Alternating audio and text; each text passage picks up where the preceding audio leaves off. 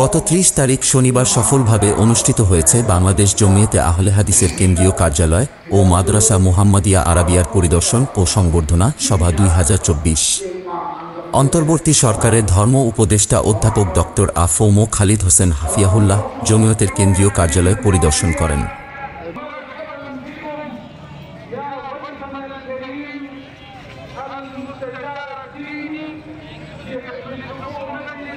তাকে লাল গালিচা সম্বর্ধনা সহ স্বাগত জানান জমিয়ত সভাপতি অধ্যাপক ডক্টর আব্দুল্লাহ ফারুক এবং কেন্দ্রীয় নেতৃবৃন্দ।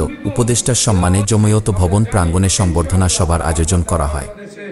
জমিয়ত সভাপতি অধ্যাপক ডক্টর আব্দুল্লাহ ফারুকের সভাপতিত্বে সভায় প্রধান অতিথির বক্তব্যে ডক্টর খালিদ হোসেন বলেন, আমাদেরকে পারস্পরিক বিভেদ ভুলে ইসলাম ও দেশের স্বার্থে ঐক্যবদ্ধভাবে কাজ করতে হবে। বিভেদ থেকে যদি অপশক্তি শক্তি পায় তবে তা আমাদের জন্য ক্ষতিকর। আমাদের একতাবদ্ধ থাকতে হবে, একে অপরকে জানতে হবে। আমরা যত কাছাকাছি আসব তত আমরা একে অপরকে অধিকভাবে জানতে পারব। একতলাফ ছিল, একতলাফ থাকবে, কিন্তু জাতি মিল্লাতের বৃহত্তর স্বার্থে আমাদের একে অপরের হাত ধরে সামনে এগিয়ে যেতে হবে। সভায় জমিয়তের বহুমুখী কার্যক্রমের উপর একটি ডকুমেন্টারি উপস্থাপন করা হয়, যা দেখে উপদেষ্টা মহোদয় সন্তোষ প্রকাশ করেন।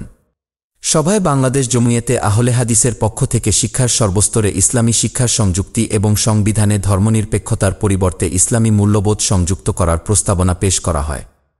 অনুষ্ঠানের শেষ পর্যায়ে অধ্যাপক ডক্টর আ.ফ.ম. খালিদ হোসেনকে জমিয়ত, মাদ্রাসা মুহাম্মাদিয়া আরাবিয়া এবং যুব সংগঠন জমিয়ত সুব্বানে আহলে হাদিসের পক্ষ থেকে সম্মাননা স্মারক প্রদান করা হয়।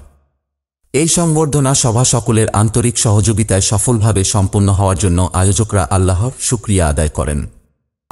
সবিনয় অনুরোধ জানাবো, আপনার নেতৃত্বে, আপনার আহ্বানে গোটা বাংলার মুসলিমেরা যদি তাওহীদ ও সুন্নাহকে সামনে রেখে এগিয়ে আসার চেষ্টা করে, ঐক্যবদ্ধ হওয়ার চেষ্টা করে, তাহলে সর্বপ্রথম বাংলাদেশ জমিয়তে আহলে হাদিসকে পাবেন ইনশাআল্লাহ।